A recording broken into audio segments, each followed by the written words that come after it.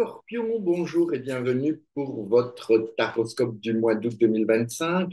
Nous allons tout de suite passer au tirage des trois arcanes du tarot, arcanes majeures du tarot, qui vont vous faire une petite proposition pour nous occuper pendant le mois d'août au cas où vous vous embêteriez.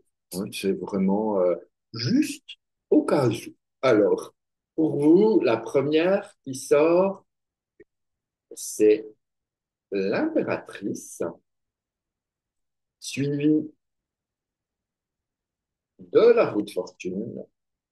Et enfin, la troisième, la lune. Alors, je prends mon tableau. Alors, cette impératrice, eh bien, elle vous invite déjà à vous positionner, à être bien planté sur votre trône. Hein. Elle vous invite quand même à être sur vos positions, à garder votre intuition, à être bien présente, à être vraiment ne pas avoir peur d'imposer ses vues, d'avoir l'envie d'avancer. Et c'est pour ça que la roue de fortune, elle vient se mettre à vous pour créer de la nouveauté, peut-être créer des changements et pour pouvoir aller vers une lune. Donc, vous voyez que vous êtes en progression par rapport au chemin qui s'ouvre à vous en ce mois d'août. Et donc, nous allons pouvoir cheminer comme ça sur une base. Mais qu'est-ce qu'elle nous propose, cette base? Nous avons 18, 28, 28 et 3, 31. 31, ça nous donne 4. Donc, on a une base d'empereur, une base de nécessité de garder la structure, de mettre des limites, de faire en sorte que tout soit le mieux organisé possible et de maintenir un certain pouvoir, je dirais même, parce que l'empereur, c'est quand même, c'est aussi la matière, c'est aussi le pouvoir, c'est aussi imposer les choses, c'est aussi dire non. Donc, on a cette base progression, mais en gardant vraiment une structure ou en allant chercher et créer quelque chose de plus, euh, peut-être de plus conventionnel, de plus fermant. En tout cas, on va voir un petit peu qu'est-ce qui monte, qu'est-ce qui a envie de venir à nous pour vous donner un peu plus d'infos sur ce chemin. Première étape, c'est l'alliance de notre impératrice avec la roue de fortune. Eh bien, ça nous donne évidemment l'arcane sans nom, ça nous donne l'arcane 13 qui vous invite ici à ne pas avoir peur d'y aller, de ne pas avoir peur de nettoyer, de ne pas avoir peur d'enlever ces mauvaises herbes pour que tout ce que vous avez semé puisse venir.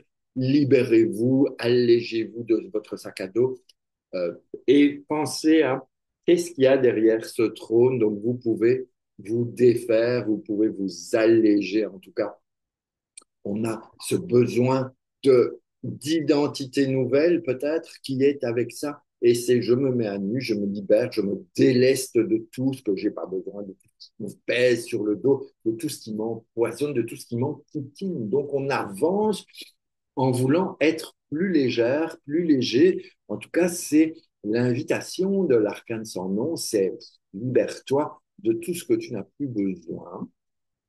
Et si vous êtes dans la matière, n'hésitez pas à faire le grand nettoyage, même si c'est pas le printemps, on s'en fout, on y va. Un bon nettoyage, c'est toujours intéressant. Ensuite, lorsque nous avons notre roue de fortune et notre lune qui s'acoquinent ensemble, ça nous fait 28. 28, ça nous fait 10, ça nous fait une nouvelle roue de fortune. Donc, ça veut dire que nous avons malgré tout un besoin impératif de changement qui se présente et qui va vous permettre d'avancer. La roue de fortune, c'est elle. Vous l'avez dans le socle qui nourrit cet empereur, mais vous l'avez également en évolution, donc c'est impératif de nettoyer pour aller vers un changement. Un peu comme si on avait besoin ici de terminer le cycle pour pouvoir passer à un nouveau cycle et à de la nouveauté qui se présente. Alors, bien sûr, c'est pas miraculeux, c'est pas parce qu'au mois d'août, il y a ça qui vient que, paf, ça y est, c'est le miracle de l'année, mais ça vous emmène vers ces changements qui sont importants, un peu comme si on était arrivé au fait que, en fait, un peu, j'ai besoin d'autre chose, qu'est-ce que je peux faire? Hop, on nettoie tout, on fait de la place à la nouveauté et on démarre un nouveau cycle, des choses nouvelles qui s'amènent. Et lorsque ces deux-là vont se mettre ensemble, parce que évidemment, on a trop envie d'aller vers cette nouveauté, on a 13 et 10, ça fait 23. 23, ça nous donne un pape. 23 égale 2 et 3 égale 5, ça nous donne le pape qui est ici, vous voyez. Hop, le pape, ça nous donne un besoin, peut-être, j'aime pas trop dire besoin, mais ça nous donne un peu une finalité. Je trouve que c'est vraiment intéressant, vous allez voir, parce que, OK, on a ça, on a besoin de se libérer pour avancer, on est dans les anciens schémas, donc ce serait bien de clôturer un peu tout ça. On passe au grand nettoyage pour aller vers de la nouveauté et ça nous permet de devenir un pape. Et ce qui est, à mon sens, quand même assez génial, c'est que cette base d'empereur, donc base 4, se transforme en résultat 5. Donc on fait une progression, mais on reste dans le côté masculin. On est dans je suis l'empereur et moi je suis le pape. Donc il y a cette, pas cette rivalité, mais cet accord entre les deux de deux points de vue masculins assez différents. L'un est assez rigide, assez fermé, on pourrait même dire psychorigide, alors que l'autre, dans le côté positif des choses, est plus ouvert, plus chaleureux, plus bienveillant. Après, si on le voit dans le côté négatif, il est très sectaire, c'est le gourou de la secte qui impose, qui prend l'argent des gens, et donc, soit on a un empereur qui se transforme en pape gourou, soit on a un empereur qui se transforme en pape bienveillant. Je vous invite à être plutôt bienveillant que gourou, mais c'est vous qui décidez, c'est pas moi. Donc, on a en plus l'alliance de ces deux-là, 4 et 5, ça nous donne 9, ça nous donne un ermite, encore un troisième bonhomme qui débarque. Donc, on a beaucoup de masculin là-dedans, on a de la neutralité et on a du féminin, heureusement, parce qu'on arrive à trouver cet équilibre, mais avec ici notre ermite. L'ermite, il va vous inviter à faire la lumière sur votre transformation. Et surtout, il va vous dire, Coco, on ne va pas trop vite, on prend le temps, tu as le droit d'aller doucement, mais sûrement. Ce n'est pas parce que les changements sont en train de se faire que les changements que tu veux sont là et qu'ils arrivent, qu'il faut y aller tête baissée. L'ermite, il invite vraiment à, je souffle, je prends mon temps, je fais un pas à la fois. Je vais chercher cette lumière à l'intérieur pour pouvoir l'utiliser à l'extérieur. Et lorsque l'ermite entre en action, il vous invite à vous écouter et à apprendre encore plus sur vous-même. Et donc, on a quand même le passage d'un 4 vers un 5 qui vient avec l'ermite, avec la connaissance et la sagesse de l'ermite. Donc, on peut aussi être en période de crise, donc ça va dépendre de comment vous choisissez d'avancer ou de vivre un peu les choses. Qu'est-ce qui a coincé pour que vous en soyez là?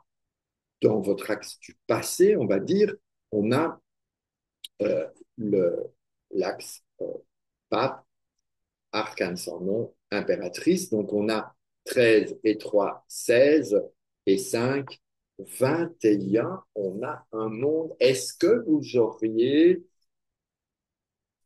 été soit dans l'enfermement de vous-même et que vous restiez prisonnière, que vous restiez un peu coincé dans le fait de je ne sors pas, je reste replié sur moi-même, il fait trop chaud, j'ai besoin de la clim, je ne bouge pas, machin. Ou bien vous avez été trop vite dans la vie, dans les gens, et que vous avez été submergé comme par un tsunami. Ça, c'est vous qui savez un petit peu ce qui s'est passé dans votre vie et dans les semaines précédentes, les mois passés, peu importe. Mais en tout cas, c'est grâce à ce monde qui n'était pas au bon équilibre qui fait que vous pouvez maintenant revenir pour un tour, changer les choses, bien nettoyer, avancer et évoluer. Et tout ça vous emmène dans un axe futur qui est Pape, route fortune, lune.